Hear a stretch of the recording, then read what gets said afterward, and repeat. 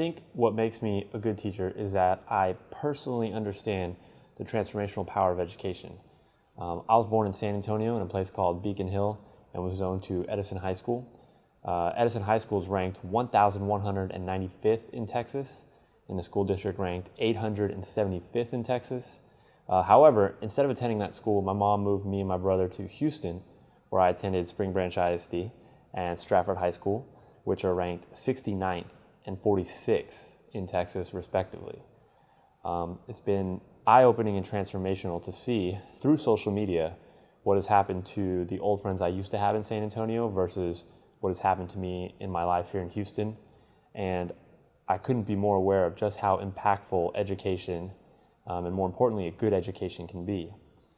It would seem, based on the evidence available from what all my old friends in San Antonio are up to these days, that without the excellent education I received here in Spring Branch, I would probably never have gone to college and would probably, based on their lives, might even have some form of criminal record.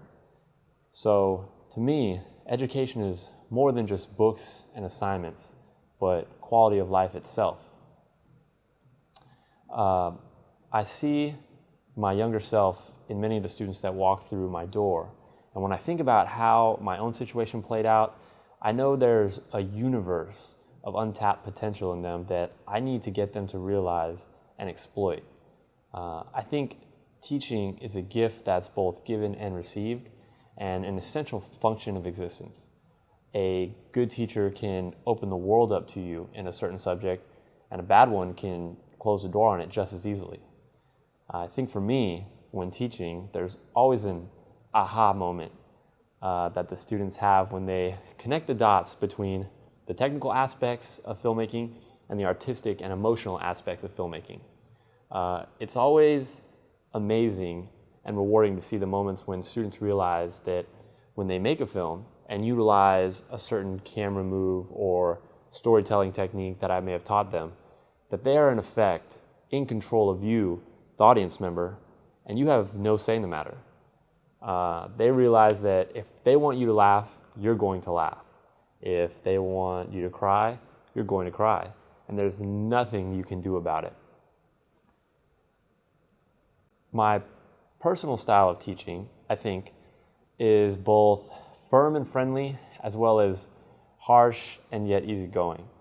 I think in high school, it's not enough to just teach the subject you're here for, but also you should seek to inform your students on the bigger picture of life and help them learn strategies to cope and thrive in life after high school. Because of this, I make sure I set the expectations for not only the class, but also each and every project from the very, very beginning, including all the deadlines. Once we go over it, that's it. The deadlines are what the deadlines are, and the students need to learn to plan accordingly, taking into account all the work they have to do for their other classes, as well as the extracurricular activities, in order to make sure that they get the job done. Through my assignments, I try to mirror what college and even real life work will be like for them, and as I do this, I hope to impart a level of responsibility on the students and to let them know that in the real world, this is how it is. You have a job to do and you have to do it well, and very rarely, if ever, are excuses heard. But having said that, and this of course being high school, we've all had students that encounter unfortunate events or are facing difficult times at home, and when these things happen, you have to have the ability to adjust and try to accommodate these things for the kids, because you don't want them to feel overwhelmed and discouraged and ultimately completely lose interest in their education. So it's a very fine balancing act between being firm but also friendly. Also, I think some of the best learning comes from looking inwards and examining yourself and your own work in as unbiased of a way as possible in order to see the areas you're deficient in and use that examination to strengthen your character and your academics. In this class especially, we spend a lot of class time evaluating each other's classwork in a very open, honest, and critical way that at first the students are self-conscious about, but by the end of the year they absolutely love it. The critiquing process can be pretty harsh at times, but I strongly believe that true growth only really comes at the end of one's comfort zone.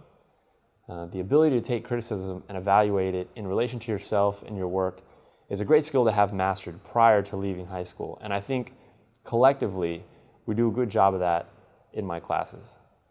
So again, it's a balancing act between being a little harsh and yet easygoing. I think in addition to content, which for me is easy, the most intriguing and important part of all this is ultimately to put my students in the best position to succeed, not only in high school, but in their life after as well.